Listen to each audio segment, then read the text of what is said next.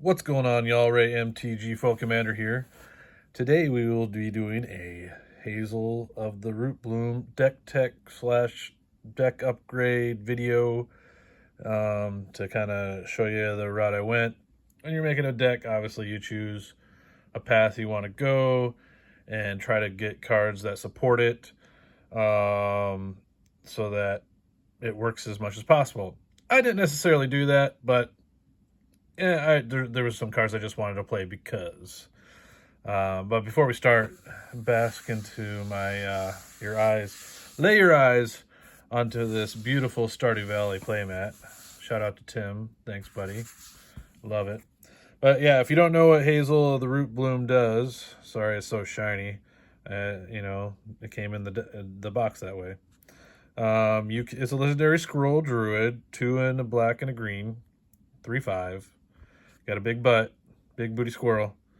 You can pay 2 life, tap 2 untapped tokens you control, add X mana to any combination of colors.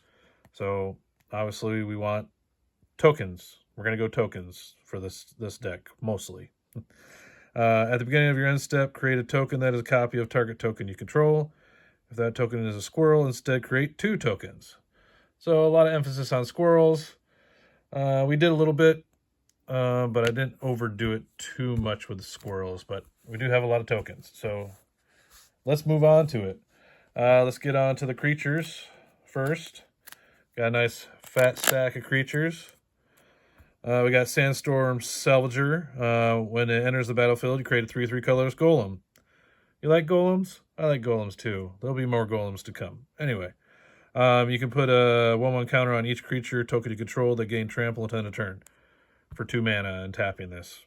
It's only got 1 power toughness. It's going to get targeted and killed, but on the off chance everyone wasted all their removal on other stuff, you could have a very explosive turn. All right. Tennishoe Dryad. Every token deck that plays green should be playing this because you get a sapling at your upkeep. It's amazing. And then if you have City's Blessings, which is including your lands, 10 permanents or more, you have City's Blessing, you have it for the rest of the game. So that's relevant because even if this goes to your graveyard, shenanigans get it back, your sapling tokens will get +2/+2, which is pretty awesome. Yagra, Eater of All, has ward, sacrifice of food, so other creatures are food, so it turns everybody's creatures into food, and you can sacrifice it, gain 3 life, which is relevant because if this is out and you have enough mana open and someone does a board wipe, you just be like tap, sack, tap, pay 2, tap, sack, gain 3 life over and over again. Whenever a food is put into the graveyard from battlefield, put 2 1/1 counters on this guy, so he can grow as well. So that's pretty sexy. Tritium Witch, it was in the deck. I'm not hugely crazy about it, but I mean you can sacrifice a creature and give another creature -2/-2. That's the big part of this, in my opinion, because if you have tons of tokens out and you have mana, you can just it's removal on a stick. I guess that's how they say it. But you also get if you're playing Commander, you also get 3 1/1 black rats. So you already have the fuel for this, like when you play it. It is 4 mana, but all right. Here's a new one from Blue Burrow. It's seen more and more hype every day. As additional cost to cast a spell, you may sacrifice any number of non-land permanents. This spell's cost 1 less for each permanent that was sacrificed this way. So if you have tons of tokens and you're not doing anything with them, you can get this down a lot earlier. When he enters the battlefield or attacks, put a blight counter on it. Then for each blight counter on it, each opponent loses 4 life unless that player sacrifices non-land permanent or discards a card. So it's just kind of that's why it's so good and why it has so much hype right now. This guy I did keep in. He's a bat. But if you're making people sacrifice stuffs and everything, you're getting blood tokens, and then you can sift through your hand and draw, discard and draw cards to get the cards that you want. So it's kind of like a roundabout tutor, but not really tutoring. More like surveil, get the cards you want, or discard until you get the cards you want, type of thing. Squirrel, Warlock. I kept this squirrel in. Whenever it enters or attacks, exile one target card from a graveyard and create a food token. So that's pretty cool. Foods you control have all activated abilities of all creature cards exiled with the Brewmaster. So yeah, that could get out of hand real quick. I like the way the Bloomburrow has like enters and attacks. There's a lot more enters and attacks creatures from Bloomburrow than there was in Magic's history. And I really like that. Normally it's just like an ETB, that's it. But now it's ETB and attacks. That's sweet. Here's an oldie but a goodie. Not really that old, but I haven't been playing as long as some of you old guys. When he enters, you get a goat. And you can sacrifice another creature and scry. And then it has escape. Exile 4 of the cards from your graveyard. It comes back in with 2 1/1 counters on it. So goes from a 3/2 to a 5/4. That's pretty nice. All right, I kept this one in too. It's just too good. Yeah, it's 7 mana, and you're thinking, wow, why would I play? It's Commander. You're gonna get to 7 mana regardless, just with your lands. In this deck, if you're tapping for mana and all kinds of crazy stuff, like with your tokens and things, yeah, you're getting there real quick. And then you get to create, pest tokens, and then that gain you life. And here's a cool part: pay 10 life, untap all lands you control. That could be very relevant. You could explode that turn and just kill your opponents right then and there. All right. Ogre Slumlord. Whenever another non-token creature dies, you may create a 1/1 black rat creature token. Rats you control have Death Touch. It's removal. Death Touch is removal. Changed my mind. It's just really good. Then we got Circle of Dreams Druid. If it survives, it can tap for a lot of mana also. Landfall creature, Tireless Provisioner. Whenever land enters the battlefield, create a food token or a treasure token. So more than likely you'll be choosing the treasure just so you can ramp faster. Tireless Tracker, really good. When land enters the battlefield under your control, investigate. And whenever you sacrifice a clue, put a 1/1 counter. It's really good. Really good. Myriad. So it was really cool because like we had a lot of Myriad cards and like the Commander, I think it was Commander Legends, and like I drafted and stuff, and it never was relevant. And so when I saw this in the pre-con, I was like, hey, this matters in Commander. I'm gonna keep this Myriad card in. But yeah, it's whenever Squirrels, it's hard to say, deals combat damage to a player, put a 1/1 counter on target creature you control. So when you attack, you make 3 copies of it, and if any of those go through, then yeah. This gives all your squirrels +1/+1. When it comes into play, you get 4 1/1 green squirrel tokens. And yes, this is the super expensive Judge promo. I finally have a reason to use it in a deck. I know some people will be like, oh, it's in great condition. Centering's not bad. You should send it to get graded. But nah, I'm playing it. That's what cards are for. Anyway, this guy, Arastra, I left the spider in. Note that it says enchantment. I'm not super hype about things that are enchantment creatures unless you're playing an enchantment deck, because enchantment isn't just another word for dice or removal. For a creature, dice or removal for enchantment. It's like extra vulnerable. Anyway, whenever they cast an instant or sorcery spell, create a 1/2 green spider token with reach. Reach is good.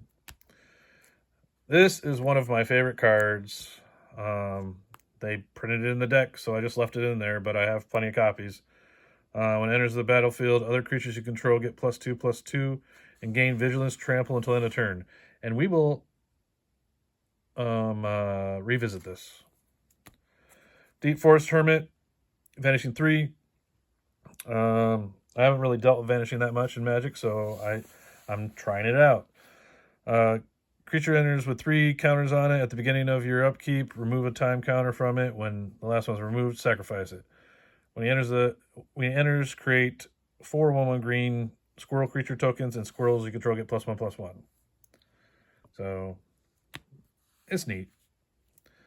This is super popular card. I haven't played with it yet, but it has landfall. I like that. And you enchant a creature, it has +1/+1. The landfall, when land enters, you may pay 1 and a green, and if you do, create a token that is a copy of the creature that it's attached to. If you didn't create a token this way, then you get a 1/1 insect. So you're getting a token no matter what. It's kind of neat. Toski, it's indestructible. Attacks each turn as able. Can't be countered. And whenever a creature you control does combat damage to a player, draw a card. So nice card draw engine. Who doesn't know what Scoot Swarm is? Landfall, create a 1/1 green insect creature token. If you control 6 or more lands, create a token that is a copy of Scoot Swarm instead. So this can get ridiculous. This will get you all the hate on the table, I promise you. Asika's Chariot. When it enters, you get 2/2 green cat tokens. And then it has crew 4, and whenever it attacks, you create a token that's a copy of target token you control. So it's just really good. You're going to have plenty of tokens. I promise you this is going to go off until someone destroys it. Valley Mistcaller, another new card. I threw this in here just because I really like the art with the frog, with the battle axe and stuff. And it's 1 mana for a 1/1. You're going to make a ton of squirrels. And every time one of them gets in or enters the battlefield, you put a 1/1 counter on this guy. So he can get big super fast. And the magic word right there, super evasive. Get some. Creatures with power less than Champion Lamphost power can't block creatures you control. So when you're getting big creatures and stuff and everything's growing, yeah. And then you can this also grows as well. It has 3, but if you get it big enough, all your creatures become unblockable pretty much. This Oran Frostfang, it went up in price quite a bit. It used to be a really cheap card. But giving all of your attacking creatures Death Touch, even if you have a bunch of little 1/1 squirrels, like a whole bunch of them attacking, your opponents have to decide, do they want to lose their creatures or do they want you to draw more cards? So, and do they want to take all that damage, Here we go. Here's your more of your, well, these are assembly workers. This is assembly worker. If you create a clue, food, or treasure token, instead create 1 of each. So this can make those tokens grow. Tokens you control have tap, add a green. Ridiculous. So ramp. Gilded Goose. Everyone knows Gilded Goose. It ramps. Then you have your boy Chatterfang. A lot of people build this instead for their Squirrel Tribals. I wanted to have black in my deck, so I did actually decide to use Hazel. But, Forest Walk, if a defending player controls a forest, they can't block it. And if 1 or more tokens would be created under your control, those tokens plus that many 1/1 green squirrel tokens are created instead. Sacrifice X squirrels. Target creature gets +X -X on a turn. That can be significant for removal, or it can be significant just to get the amount of damage you want to get through. Because it doesn't say do it as a sorcery. It can be instant speed. So creatures they don't block, you can take it down to where they have 1 toughness and you can just get ridiculously out of hand. We'll go over our sorceries real quick. Yeah, there we go. All right, first 3 sorceries are ramp. Open the Way. It's a gorgeous card. I had to order this one because I didn't open it, but I love this border on it. Pretty much you look at the top 4 cards of your library. You pay 4. Pretty much you're paying 6, but you look at the top 4 cards of your library and any kind of lands that you get come into the battlefield tapped. So pretty neat. Good old Rampant Growth. Search for basic land card. Put it in tapped. Farseek. Search for library for plains, island, swamp, or mountain. In this case, we're searching for a swamp. All right. Season of Loss. This is a cool new card. And I chose to put it in here because I didn't have a Meat Hook Massacre. But after putting it in, I decided that I really like it. So, I mean, you can make people lose so much life. That's the one for me, you know, and having them sacrifice creatures or whatever.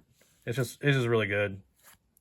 This one's, you know, create a bunch of more tokens, and then all your tokens gain indestructible until your next turn. You gain 1 life for each token you control. Yeah. Oh, I got this from playing in I think it was pre-release, and I opened this in the promo pack they gave out, and I was like, yep, that's going in my deck. Pest Infestation. Destroy up to X target artifacts and or enchantments, and then you get twice as many pests. And those pests, when they die, you gain a life. More pests. Anyway, real good for artifact and enchantment hate.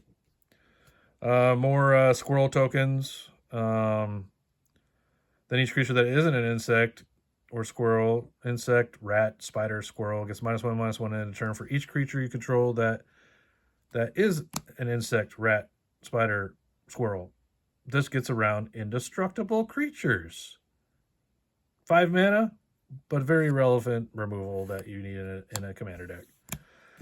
Return target card from a graveyard to your hand. Oh, what did we talk about earlier? Bring back whatever. Also, you can flip it over and use it as a land if you're tight on lands. Destroy all creatures that can't be regenerated. Draw a card for each creature destroyed this way. Pretty neat. You can also cycle it and give -2/-2 to all creatures. Not bad. It's from the pre-constructed. I decided to keep it in. Finale of Devastation. Search your library and or graveyard for a creature card with current mana cost X. You're going to choose X10 because if X is 10 or more, creatures you control get +X/+X and gain haste till end of turn. Oh, hi, Endrazor guy.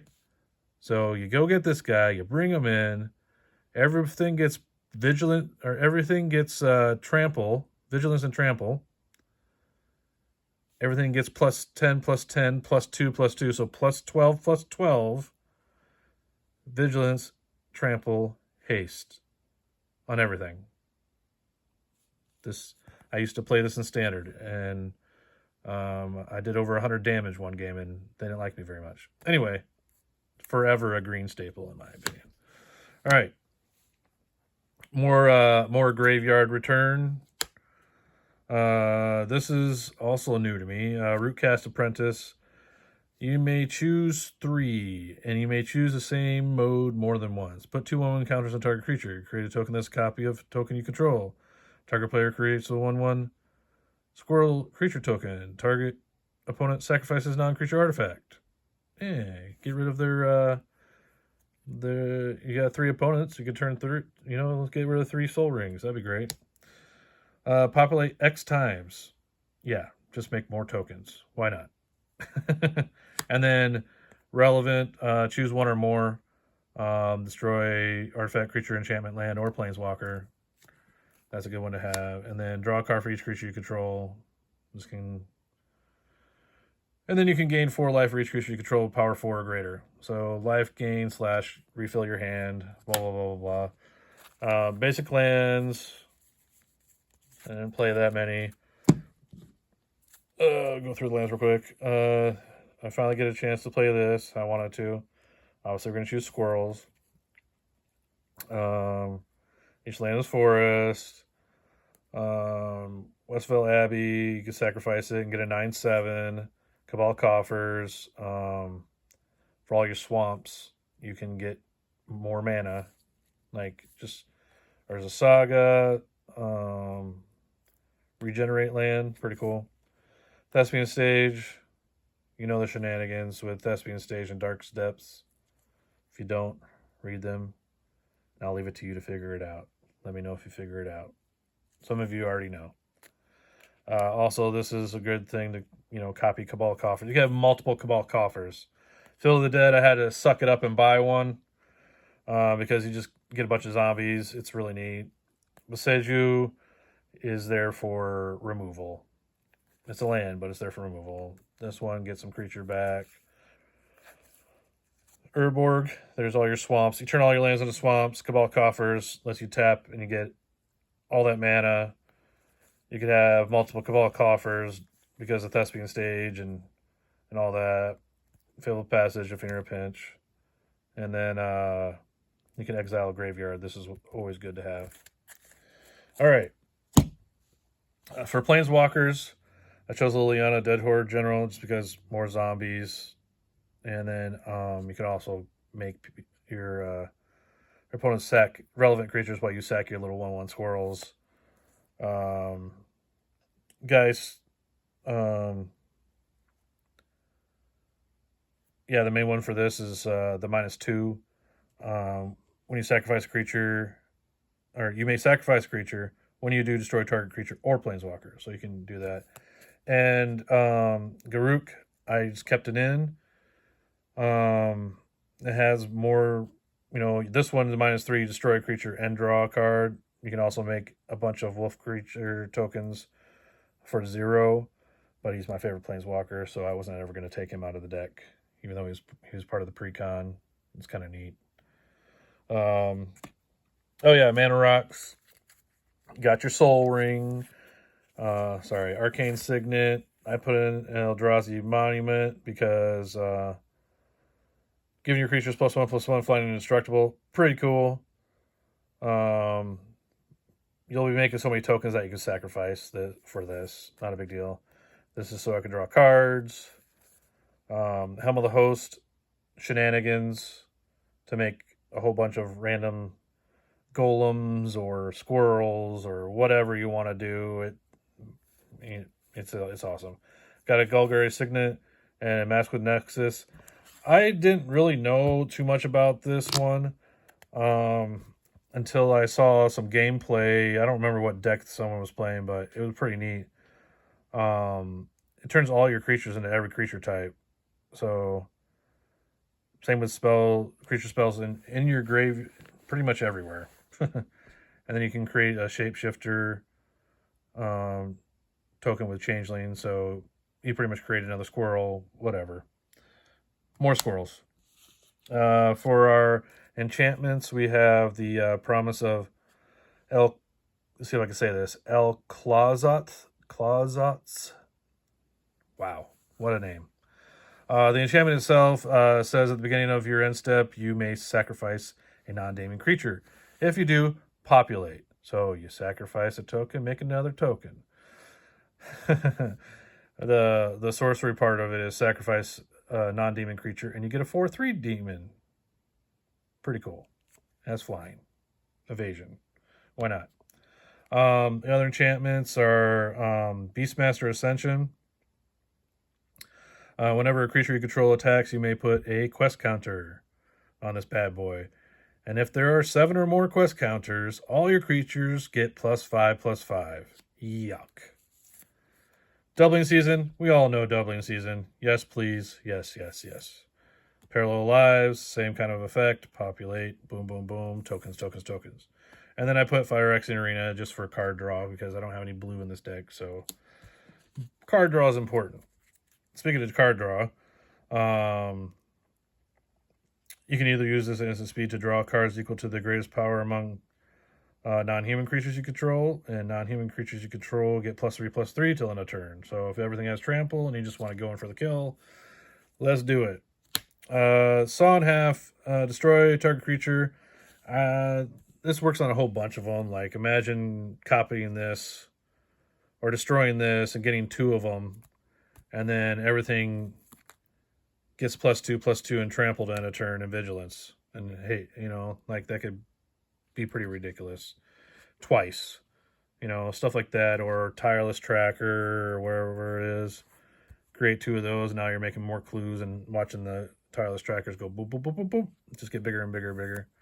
This is just, you can use it as a land to tap for swamp or for black, or destroy target creature. Let's see. Second harvest, for each token you control, create a token that is a copy of that permanent. Double your tokens for 4 mana. Horrible, right? And then when Grace's Judgment, for any number of opponents, destroy target non-land permanent that player controls. So you just take out the most relevant stuff that's going to make people win. The only things that I would really change about this is possibly try to fit Meat Hook Massacre in here somehow. And maybe, yeah, that's pretty much it. I'm missing the Meat Hook. But I think the deck without the Meat Hook is just fine. But yeah, shenanigans for days, indestructible stuff, token generation, overpower your opponents. I can tell you right now, if you play a deck like this, you're going to be a super big target. And people are going to want to make deals with you the whole game. But I like to just sit there and be that quiet guy walking through Stardew Valley. Not a care in the world. Keeping to myself. Trying to get people to ignore me the whole game. And then just go in and be like, bam! I win. Anyway. If you guys have any suggestions or any other decks you might want to see built for this channel, I can build some decks and do some more deck techs and stuff like that. But yeah, that's all I got for today. And as always, peace out.